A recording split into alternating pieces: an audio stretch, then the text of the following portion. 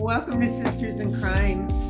As most of you know, we promote the professional development and advancement of women crime writers in the industry. And we were founded by Sarah Paretsky in, was it 1987? Somebody would know. Gail will know that. Yeah. Yeah. I think it was about 1987. 1987. And some change, And some change. So anyway, we have a wonderful panel for you today. Authors talking about indie versus traditional publishing. Maddie Margarita will introduce the writers and Greta will moderate the panel. So welcome everybody. Glad to see you. Hi everybody. Hi. I am Maddie Margarita, and I have the pleasure of introducing our panel to you today. We have four wonderful mystery authors, a mix of traditional and independently published authors, mystery writers. So yay, except for Megan, who I think writes fantasy. So we've got kind of I do, but it has a mystery in it. So So our moderator today is Greta Boris. Greta is the USA Today bestselling author of the 7 Deadly Sins series from Fox Press, Ordinary Women, Unexpected Evil, taut psychological suspense novels that expose the dark side of sunny California. Her books have been called atmospheric and unputdownable. She's joined by Gail Carline, who's the award-winning author. Okay, Gail, here we go. Of the Perry Miniopa. I had it before I practiced. Mystery series, as well as the weekly columnist for the North County News Tribune. When she's not writing, she teaches workshops at conferences about writing and publishing. Gail lives in Southern California with her husband and 4-legged menagerie. Also joining them is Megan Haskell. Megan is the award-winning author of the Sanyeri, did I get that? Sanyeri Chronicles, a fast-paced dark fantasy adventure featuring a kick-ass heroine, snarky, carnivorous pixies, and a quest across 9 fairy realms. Well, there you go. The Last Descendant Book 1 received a Reader's Favorite Bronze Award and was a finalist in the 2017 IAN Book of the Year Awards. And Sanyeri? Yes. I get that. The Rebel Apprentice Book 3 was named a finalist in the 2018 Book Excellence Award. And finally, we welcome Karen Walker. Karen is an author, virtual assistant, and coach. Writing as Karen Sue Walker, very tricky, Karen. She published the Private Cozy Mysteries and will soon release the Haunted Tea Room Cozy Mysteries. She assists new and established authors with newsletter writing, productivity coaching. I heard she's vicious, and guiding timers through self-publishing, helping them avoid pitfalls and making the most of their releases. So welcome everybody. We're glad to have you here, and I'm going to turn it over to Greta Boris, our moderator. Well, thank you. That was lovely. I feel very honored to be with this august group of phenomenal women writers. So first, what I do like to do is have each of you tell the group about your particular publishing journey.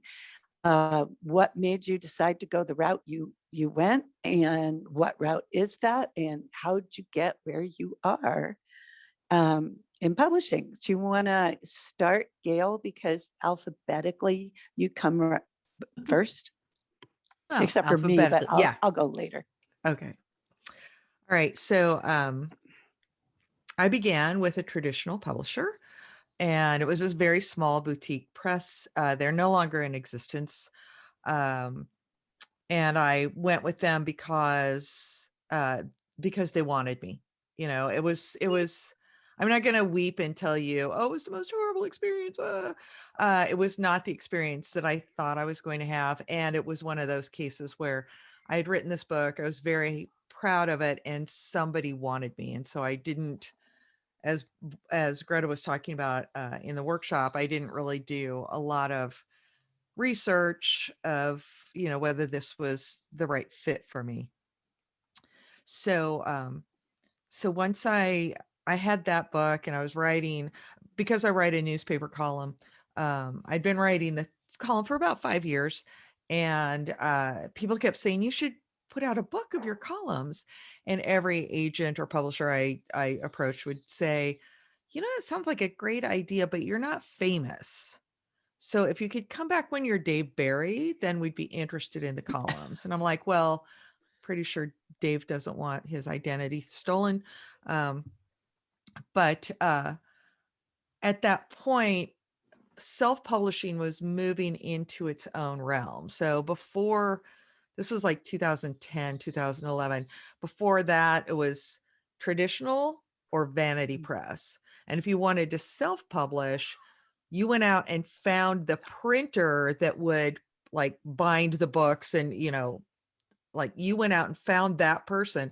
It wasn't like Create Space or Ingram Spark or any of these tools that we have today.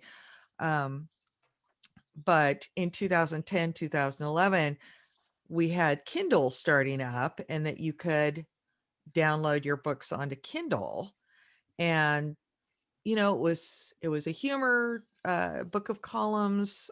I thought there was very low risk in terms of, if it bombs, as a mystery writer, it's not the same part of my career. So I took a chance. And the Kindle version did very, very well of my very first book. It's called What Would Irma Do?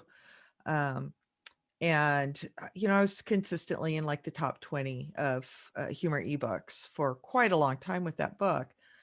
So then when I finished my second mystery, Hit or Misses, I didn't want to go back to my previous publisher. And I had gotten a little gun shy of boutique publishers.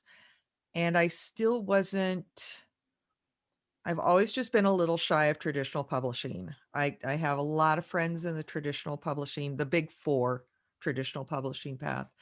And what they're telling me was that they put their heart and soul into these books. They're considered mid-list authors, and they're basically given no marketing and no publicity. And here are bookmarks. Here's your marketing plan, right? So I went out on a limb and started self-publishing. And one of the things that I really found out that I liked is that I'm an incredible control freak. And I like to have control over my cover art. And I like to have control over the titles. And I like to have control over when this thing is released and when I can put it on sale and when I can take it to different festivals or events. Which I'm all of my other author friends are like, oh no, we can't do that because we asked if we could offer a book for 99 cents for this weekend and the publisher said no. So I liked that level of control. So that's what I just have kept doing. And now I have 12 books out, and that's my story. I'm sticking to Well, it.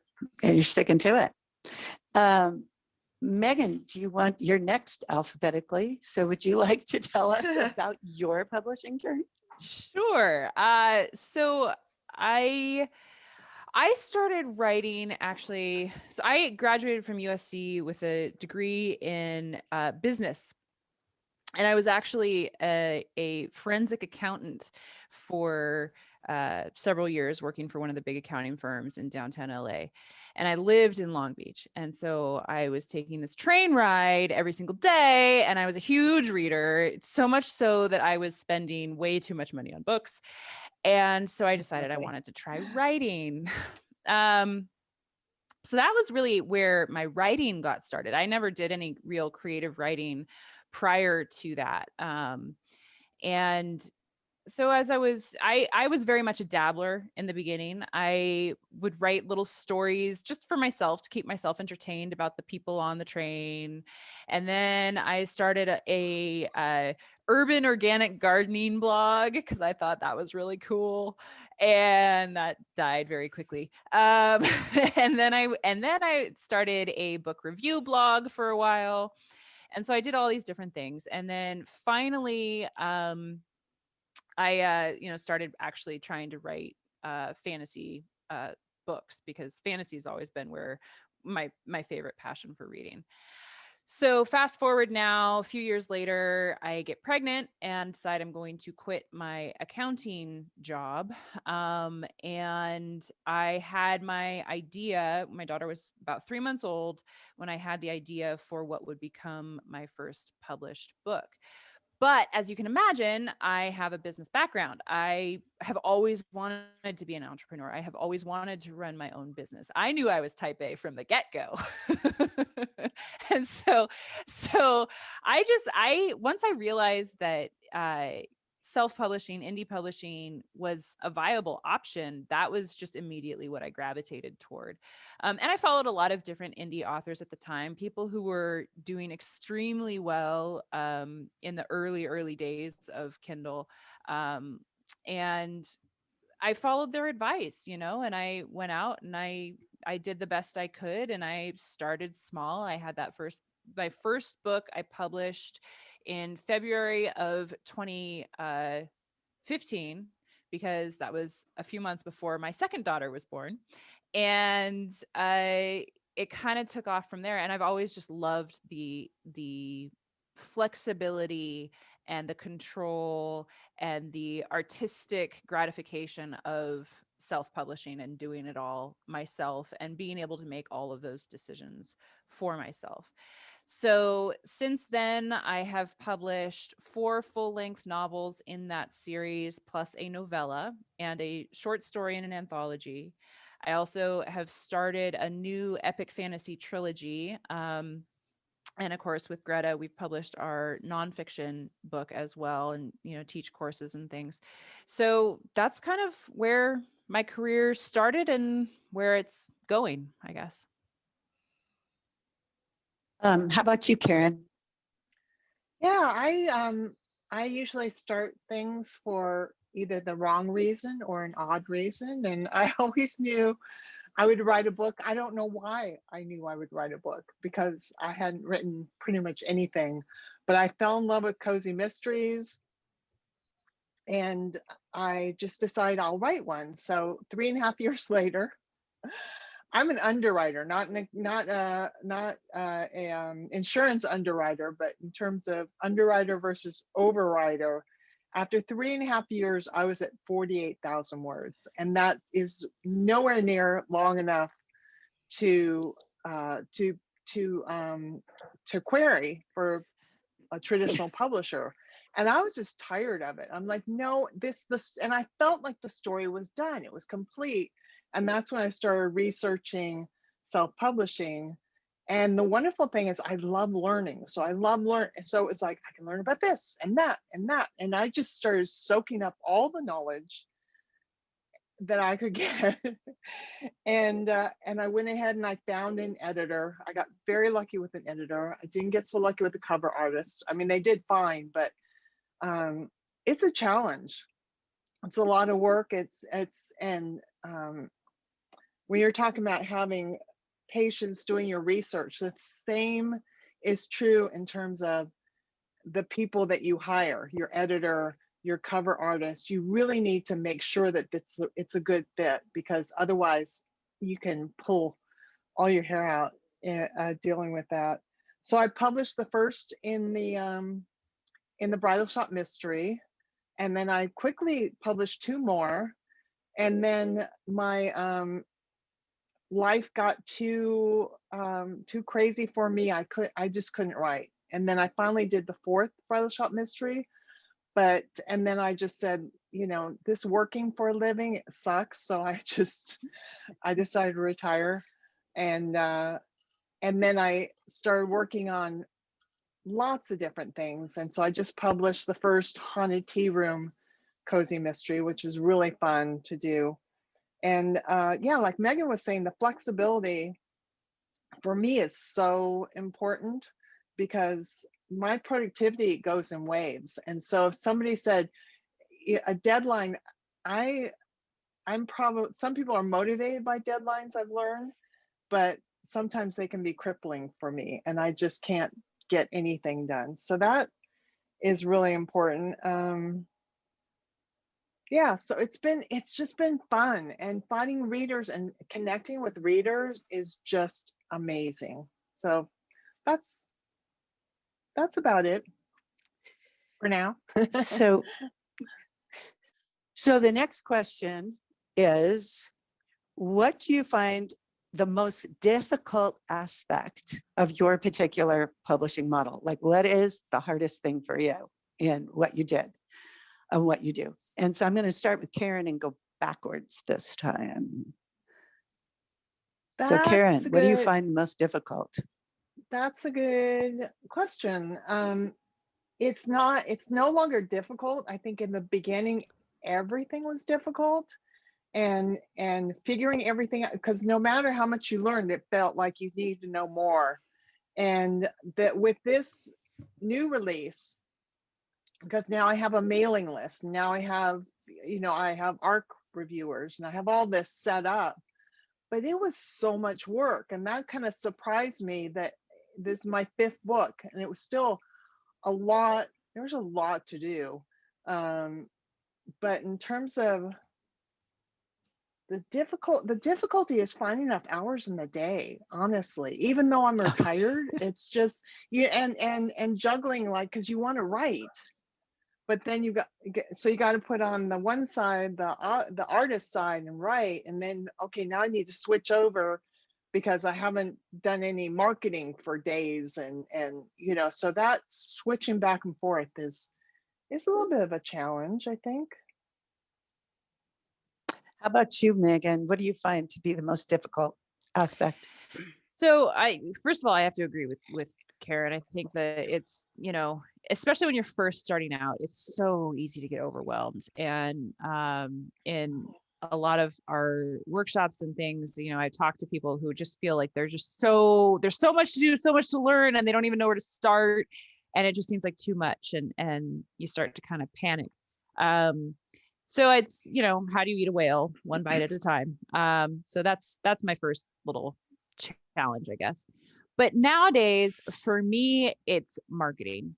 I am very much an introvert. Mind you, I can socialize. You get me talking about books and I'm all gung-ho. But when it comes to meeting new people, especially, and doing social media things, and how do I get eyeballs, and how do I connect with people in a way that brings them to my books, and how do I get eyeballs on the books, like advertising? Oh my gosh, I have tried Amazon, I have tried Facebook, I have tried BookBub, I have tried so many different ways of advertising, and it's a skill in and of itself. So for me right now, the biggest challenge is just the marketing. It's just getting the eyeballs on the books.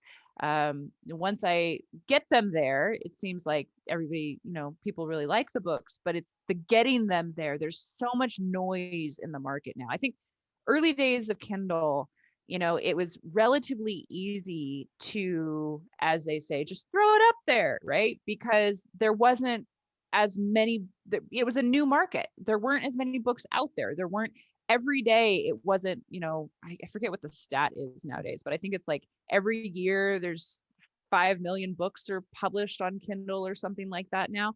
In the early days, that wasn't the case. So there was less noise. There was less chaos in the system. It was easier to get that visibility.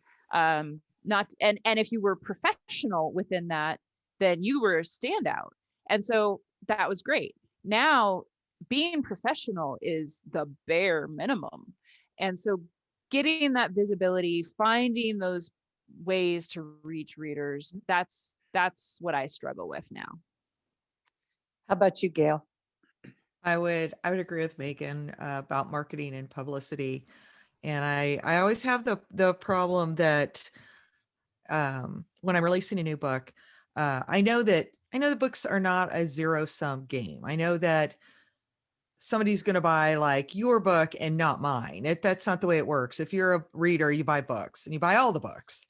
But when I go to release a new book, I have to tell you that this is the most fabulous book on the planet. And if you don't read it, you are going to miss out. And that is really, it's hard to do.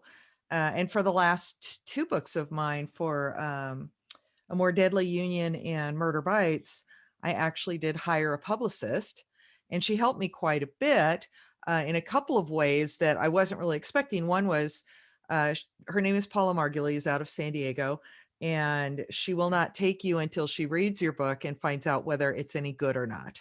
So that she took me because she thought my books were good was like, okay, that's my first step.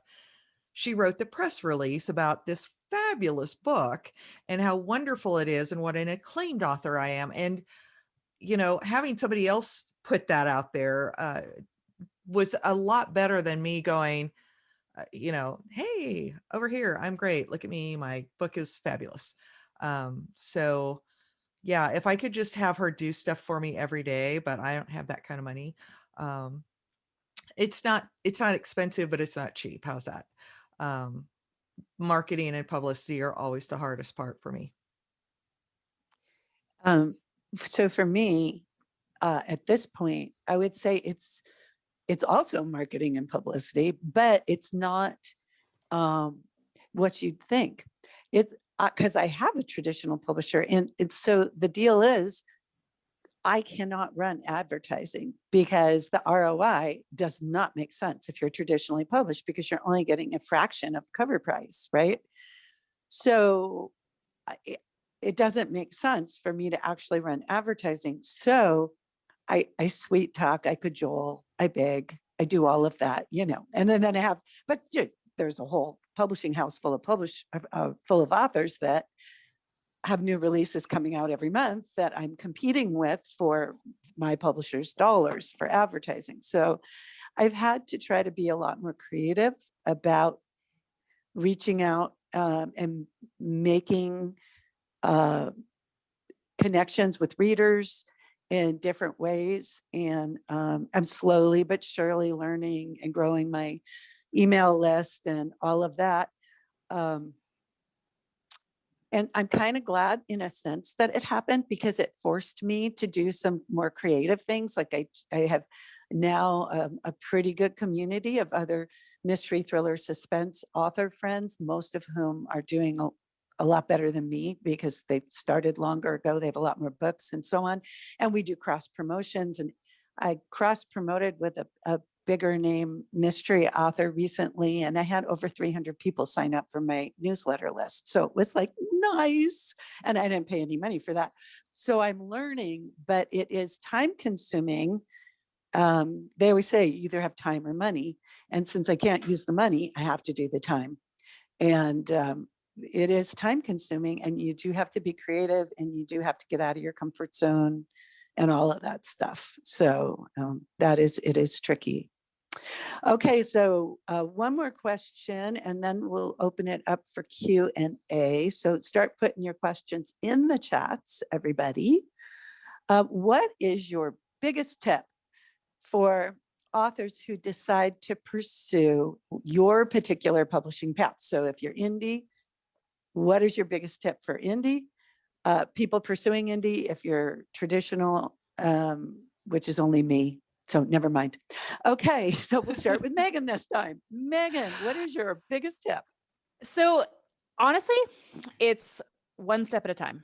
I have a good friend who said that actually she took some of our courses, and her daughter does Taekwondo with my daughter and everything, but she wanted to self-publish, indie publish some of her, she's a mathematician and a teacher, a tutor. And so she's now indie publishing some of her math books.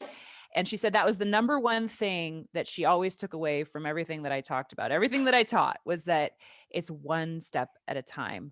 Try one thing, do that one thing.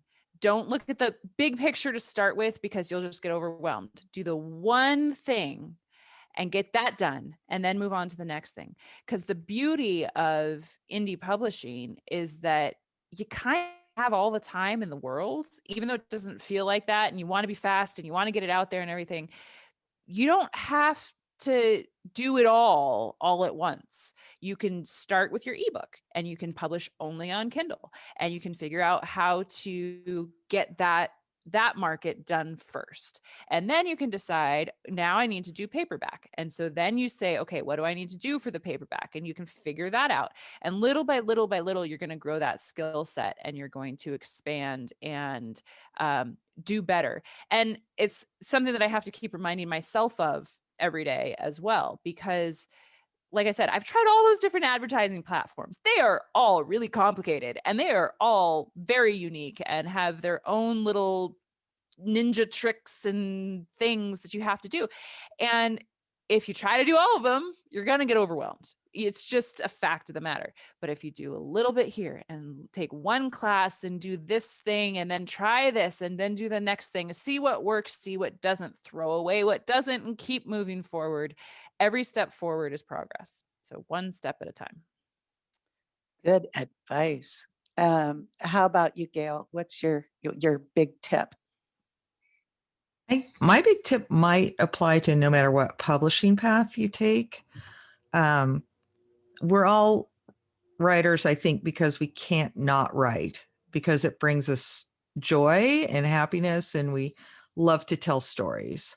When you've made the decision and you've picked a path and you're going to go down that path, my tip would be to approach that path with as much passion and joy as you do your writing.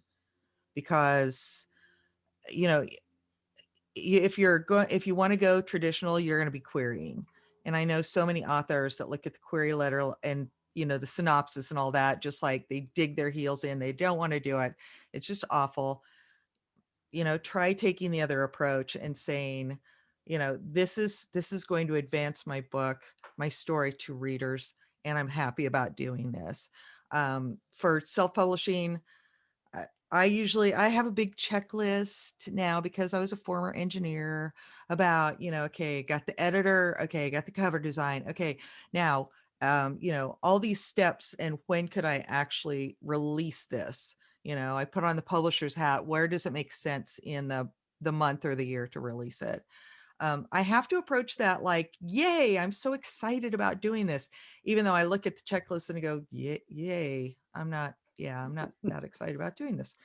But just approach all of it as if you love it all. Just love it all. Even the marketing publicity. Yeah. That sucks. Karen, what's your big tip? Yeah, I love what Gail said, and I agreed to, and don't ever forget that you're doing this because of the joy. The whole reason why you got into this whole mess is because of the joy of writing. And nobody here who knows me will be the least bit surprised that my one piece of advice would be to write a reader magnet and grow your newsletter, because nothing, once you do that, nothing, at least from my experience, is easier than just getting your newsletter, the people on your newsletter to help you out and well, buy your books. Mine are a bunch of cheapskates. So, but they still, you know, every time I now send out a newsletter every Wednesday. And every Wednesday I get a little spike in sales and from books that I'm like, I think you already have this book, but they'll buy it. And anytime I have a sale, they buy them. But what cracks me up is that writers go, I couldn't possibly write. It's like, because I would say 15 to 30,000 words, or even you could be a little bit less. If you've got a great story, 10,000 words, that can be your reader magnet. So first of all, authors tell me I can't write. And like, you're a writer. And the next thing is, what am I going to write in my newsletter? And again, I'm like, you're a writer. So you can write about, you know, you got a flat tire, and you can write to your newsletter and tell them, your subscribers, and tell them, and I know that you can make it engaging or funny or whatever, and connect. It's all about connecting. I've always got a story about my dog in case I run out of other ideas. And so, yeah, like I said, nobody's surprised to hear And once you write your reader magnet, then go listen to, then you know, there's a lot of things you can do to grow your newsletter, and get a try and create your tribe, your reader tribe. And like I think it was Megan was saying, it's great to have people on Facebook. It's great to have, you know, followers on Amazon here and there, but those can be taken away from you anytime. Your newsletters, those are your tribe. That's it. That's very good. I'll just give you mine really quick and we'll go straight to questions. But I'd say mine is have very realistic short-term goals, but have really big, unrealistic long-term goals. And the long-term goals, they kind of keep you going. It's the carrot at the end of the stick, you know, your dreams of whatever, winning awards or hitting, you know, 6 figures in your sales or whatever your big dream is, but then have realistic short-term goals that are things that you can keep up with and stick with and feel successful. Because, you know, I had a goal to write whatever 12,000 words this week and I did it, and that makes me feel successful. So all righty, let's go. And we got a couple of questions here. Maddie said, control monsters, sensing a theme here. Ah, very cute, Maddie. And I think it is true. Most of us are control monsters. Okay, from Barbara, regarding Gail's response to the big tip, when is the best time of year to release a book? And does it have to do with what's going on in your story that applies to the time of year, holidays, events, etc.? Well, I did learn over the years, since I've been doing this since 2010. Oh my God. I always expected that releasing a book around Christmas, around the holidays, because people are buying things and they can buy your book. And I learned after, I think, 1 or 2 Christmases that is not true. People do not buy your book to give to other people. What they do buy is your book after Christmas when they get the new Kindle. So I typically like to release my new books either like February-ish or June. I don't like to go any further than September because sales just slow down. And again, being an engineer, I look at my sales on Amazon and other platforms and I see where it dips. So, you know, I'd like to say you can time them, you know, like Christmas stories, you could probably time them to come out around Christmas. But I still would probably release them at like September, October timeframe so that people have a time to actually look at them and go, you know, yeah, I could buy that for a Christmas gift or whatever. Okay, so the next question is it's from Maddie, and it says, we talked a lot about improving sales through marketing and publishing. What tips do you have for authors in terms of improving the quality of their writing and the product that they're selling? I'm going to take a tackle on that one, but all the rest of you panelists feel free to jump in with ideas. But I really think finding a decent editor is huge, because not only is it, we're not just talking about them improving the style of your writing, but if you do have plot holes and you do have places where your tension just isn't where it should be, and people are going to read your book and start it and then put it down and never pick it up again. You don't want that. And a good editor can really help you with that. And I think especially in the beginning, sometimes it is worth it to spend a little bit of money to get that editorial help, and somebody who will read the whole book cover to cover and tell you, this is where your story's dragging. This is what doesn't make any sense. This is where your character's motivation is bad. There's just nothing like having somebody address your particular story and with you. It's great to read books and take classes and all that's great, but you're still taking that information and applying it to your story instead of having somebody else point out, which is your baby and you're a little blinded to its flaws, rather than having somebody brutally point out your baby's flaws to you, which is just awful, but it really makes you grow as a writer. So anybody else want to tackle that one on Well, craft? I'll just chime in a little bit. Similarly, so when I was getting ready, actually getting ready to go to my first Southern California Writers Conference and taking my book baby, my first real book baby with me. I didn't have the money to hire an editor, but what I did have was a friend who had been a screenwriter in a former life, whose sister had been her co-writer and was now writing fantasy fiction as well. So the two of us got together, and over the course of several months, I mean, it was a long process, swap chapters. And so we were critique partners. And in the same way that you can hire an editor, which would be a lot faster, if you have the money, right?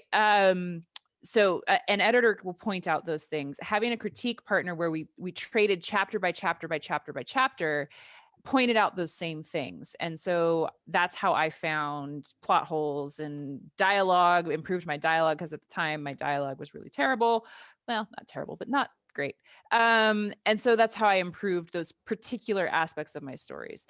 So having a critique partner, somebody who will go beginning to end through that process, can really help your overall story structure, your story content, your pacing, that kind of a thing, which critique groups, although wonderful, are more granular than that.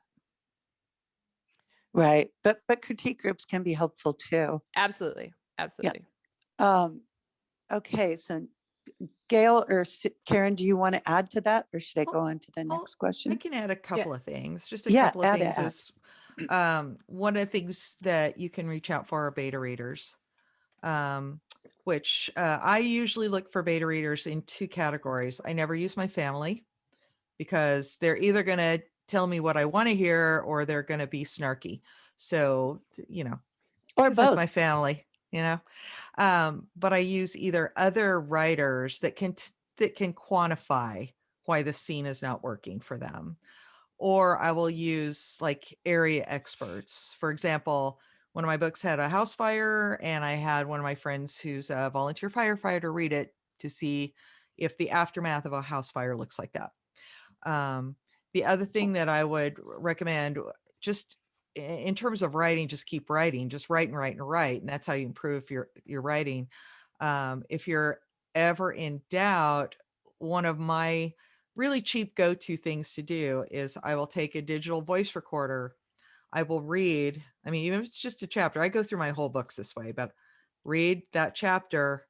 And then you just sit down with a sheet of paper and just plug in the headphones and listen. And you hear whether your words are making sense. You hear whether you're using the same word over and over. You hear the plot holes in it. So there's just a couple of things that I'd recommend. Yeah, those are great tips. Karen, did you want to add anything too? Yeah, I agree with all of those. I use a critique group. Right now I'm in 2 critique groups. I use beta readers. I use a professional editor. I have the computer read it aloud to me, and then I have a proofreader. And then after all of that, the reviewers, I have a review team, and they'll actually send me whatever snuck through that whole process. So all of the above. Yeah, that's great. I think, we're, in addition to being control freaks, we're also all anal about our work. So yes. I will say one other thing too, regardless of where you're getting your critique from, making sure that you're learning from that and applying it forward. So meaning when you get the feedback from an editor, for example, right? You're not just accept change, accept change, accept change, accept change, accept changing, right? You're actually going, okay, I need to learn how to use an actual proper M dash because my editor got really annoyed that all my M dashes were wrong. So like learning that, right? Like, and then applying that forward. That was something that actually my editor said she was very grateful for because I learned how to properly type and use an M dash. So those kinds Oh, of things, like, Yeah. and then even, of course, more broadly, stylistically, like, sentence structure, learning why your editor is saying you should change something, and then, using that in the next book is really important. yeah, that's really true. I feel like every book I've learned something new about writing that I didn't know before. That like the light bulb goes on and you go, oh, that's what they mean when they say fill in the blank. Like tension. What the heck is tension? And then all of a sudden it's like, oh, that's what you know what I mean? And you get it, and then you incorporate it into your writing style so that each book potentially should get better than the one before and cleaner than the one before. So I think that's excellent. Okay, so the next question is, what do you spend for indie? What do you spend on? I think that they mean, what do you spend on publishing your book for indie writers? And then what is the range of what is earned over the outlay for editors, covers, publicists, etc.? So, and then there's a question for traditional author, which I will answer after this. But I think what they're trying to say is, like you're spending all this money on your book. Are you actually making any money? Are you breaking even? Are you making a profit? Are you losing money? I mean, and I guess how much do you spend approximately? And does anybody want to tackle that first? Yeah, I'd be happy to. I'm very transparent about it, and I'm happy to answer anybody's questions. I know money is like a subject that, different people have different feelings about talking about it. But I broke even after my third book. So the first book, I invested a lot into it, and about a couple hundred for the cover, and about I had an amazing, very reasonable editor back then, and about 600 for that. What you have to watch out for are the recurring costs, all the little things, and you got to be careful about signing up for all the different memberships and monthly, all that. And if you keep your recurring costs low, but I knew that I was going to publish at least 3 books. So after the third book, I broke even. The fourth book was more profit. This book, in the new series, T is for Trouble, that was another lot of investment, because for the first time I bought ISBNs, and you guys all know how expensive those are, and some other expenses that I put into it. But yeah, it's for a lot of genres, it's about putting out a number of books, and I think for me it was hitting that third book where it started to be profitable, and so now there's a little bit every month left over.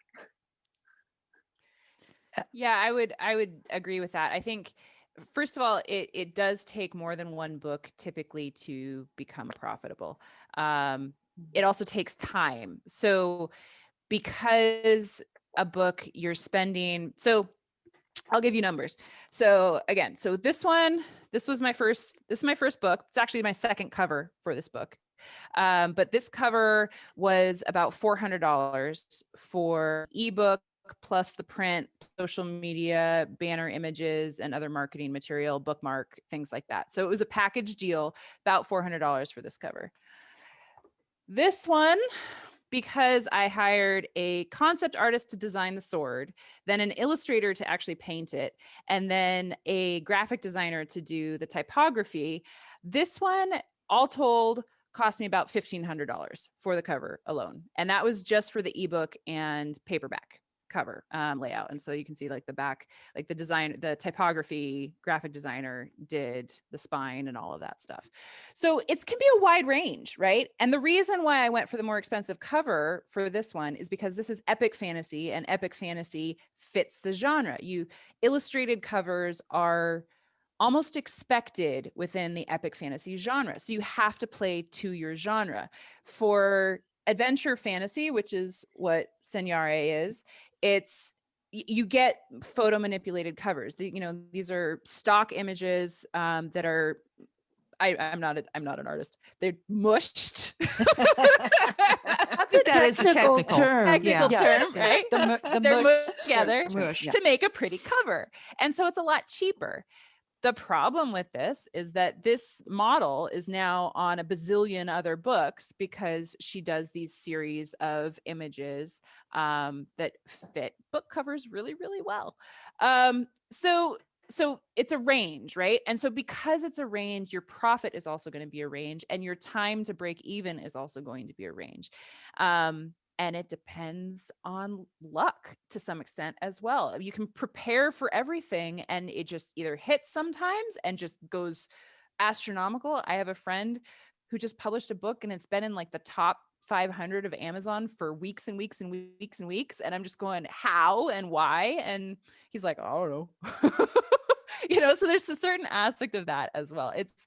It's an odd industry.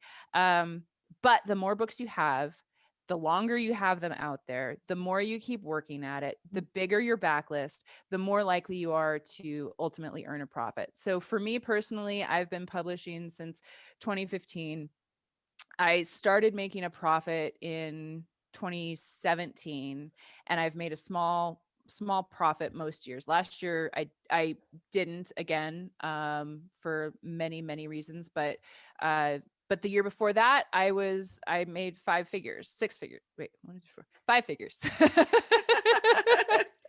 So, it's kind of an up and down gig to some extent. But you can do it. I have friends who are full-time. That's their income is purely off of their fiction.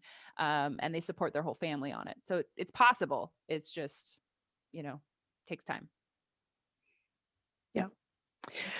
And the part 2 of that question was, if you are for the traditionally published author, have you ever been tempted to indie publish it? Yes, I am tempted, and I am going to do it. So that is, my ultimate goal when I very first started writing was to be a hybrid author. I wanted to have my fingers in both pies, because I feel like there's advantages, as we went over in the workshop, to both traditional and independent publishing. And so I just felt like if I had a series or 2 or 3 in different, in the different publishing models, that they could hopefully feed each other. And I think it has already started working, because I hit the USA Today list with an independent project, and now my publisher immediately got the cover artist and put USA Today best-selling author on all of my covers. And now I've had 2 magazines contact me to do interviews. I did 2. So there's 2. I did an article with Orange Coast, and I did an article with Laguna Niguel Lifestyles. And it's like, I do think it's that, like Megan was talking about, snowflakes, and then they start coming into a snowball. And so for me, I just wanted, like I said, I wanted to do both. So I hope that answers that question. And then I don't know, I thought maybe had another. Oh, do editors charge by the page? I think they do usually, don't they? Yep. They do. Yeah, I have had one editor that charged basically by the hour. So he had an estimate of how many hours it would take him to get through my book based on my word count. And he actually came in under. He was able to finish in less hours than he had estimated. So, and he's a great editor, recommend him. But my editor now that I've used for the last 4 books she charges by the page. Mine charges by word. So Maybe Yeah. it is by word. Because I never Yeah. keep track of pages, to be honest. and I I keep think track of word count. pages are variable depending on font size and margins and yada yada yada. Exactly. So Exactly. Yeah. mine definitely charges by word. So Yeah. that's how It's she gotta be sort of by word. standardizes it. But It's yeah. got to be by Yeah, word. when I think by page, the standard is 250 words a page. So Right. you Right. can, that was my last editor, she did by the page, but it was, Right. Yeah. 250 words a page. So Yeah. same thing, same difference. I give my page count to or my word count to the editor, and she figures it out somehow. So Yeah. that's the way it works. Yeah. Yeah. Yeah. And then the follow-up question to that was, how much do they charge? And that is really all over the map. I mean, there are editors who charge thousands for a manuscript, and then there's editors who are super reasonable and will charge, $300, $400, $500, depending on the length. And it of also depends on the work. kind of editing you're asking for. That's exactly true. If you're getting a developmental edit, that's different than a copy edit, which is different than a proofread. So I'm going to pull up my editor's website right now just to give you an idea. So her name's Kim Pedicolis. Full disclosure, she is actually my sister, but she is a certified editor and she's done so much publishing stuff. She's probably savvier than I am. So she charges, does she have it on her? She used to. Oh man, now I'm gonna be. Well, Here she goes. Megan, Yeah. So for developmental, it's a custom quote. She'll take a look at a sample, I think, and then give you an estimate based on page count. Copy editing, it's 0.02, so 2 cents per word. And proofreading, it's 0.0075 per word. So less than a penny per word for proofreading. So that's her cost. And I think she's kind of mid-range, maybe slightly on the higher end. So some editors will charge a lot less and some will charge more, and some will do it project-based and some will do it word-based, but that's kind of an idea. yeah. Also, a good thing on hiring editors, and I know this from making a big mistake in the past, is to get a sample edit. Yes. Send them 10 pages or whatever and then have them do that sample edit, and you get those edits back and you decide, is this somebody I can work with? Do I like what they're doing? Do I feel that they're thorough, accurate, and all of that other kind of stuff? And I also think it's really good to get referrals from published authors who've used those editors. Because I had a situation where I paid $500 to an editor, and she edited the manuscript. But at the very end of it, she said, yeah, oh, and by the way, this is not ready to pitch to anybody. It's really boring. Oh my Like, God. "Well, why did you edit it then? I paid $500. It's like, why not just send it back to me after 10 pages, charge me $50 or something, and say, yeah, this isn't ready for editing. You need more work. Go to a critique group, hire a developmental editor, something like that. But so in her defense, she did what I asked her to. But I was so new, I didn't know. So I think it's really good to get a sample. Yeah, my editor does offer an evaluation edit where she's not going to edit anything, but she's going to read your stuff and say whether it's ready for her to edit. And it's a very minimal cost for her to do that, but at least you save all the heartache of this is not ready. And I know that she's been in the middle of editing somebody's stuff and she's just stopped and said, contacted them and said, I'm not doing you any service by trying to, fix this. Right. And Mhm. that's a much more professional approach than the person I had Yeah. used. Yeah. Yeah. So that's why also getting referrals is a good idea. Yes, absolutely. Yeah. And then another question on the whole editor thing was, how long do they take? And that just again, that completely depends on how busy they are and when they can slot you in and all of that. Yeah, that's typically something that I negotiate with my editor as far as when I can fit into a time slot and when she can have it back to me. And her name is Jennifer Silva Redmond.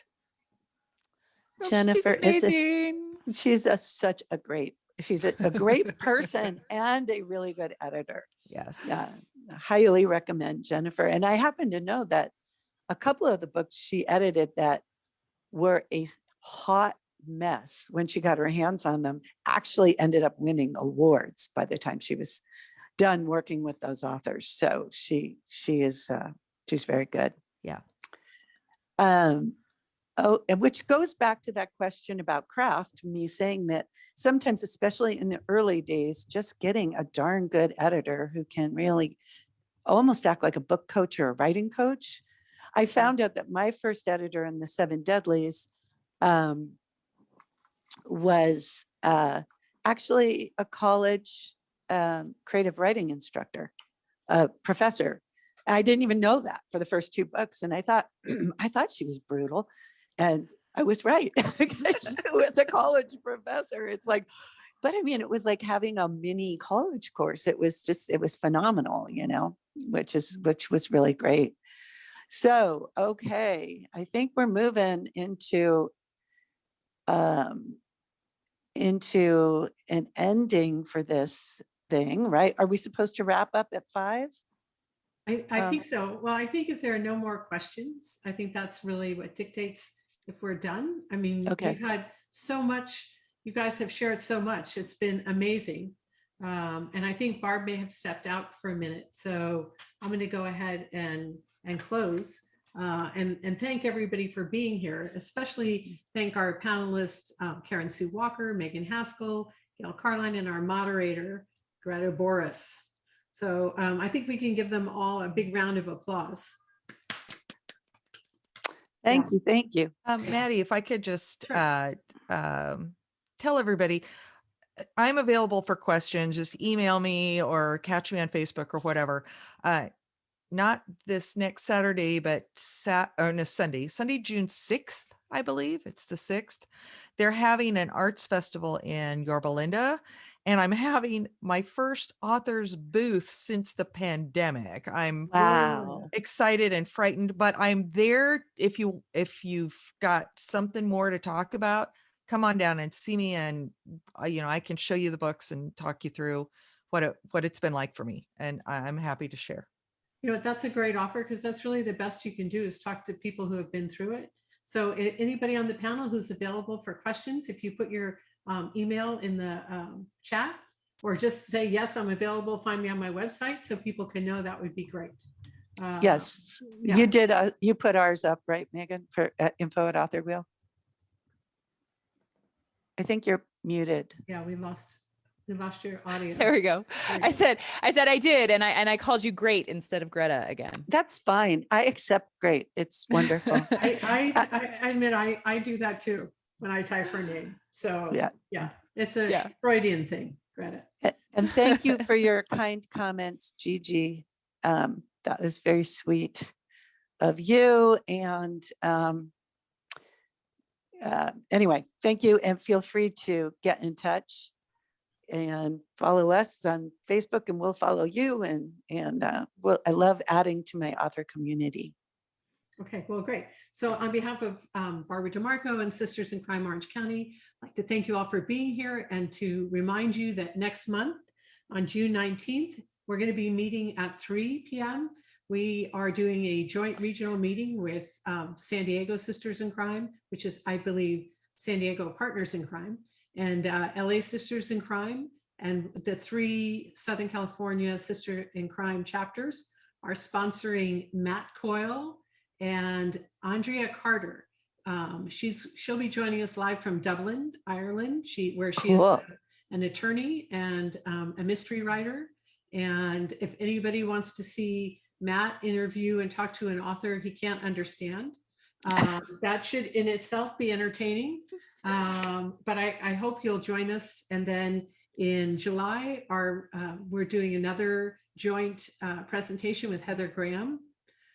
So Heather's going to be coming in, amazing body of work. And then in August, we welcome Ed Amar, Tara Laskowski, and Alma Katsu.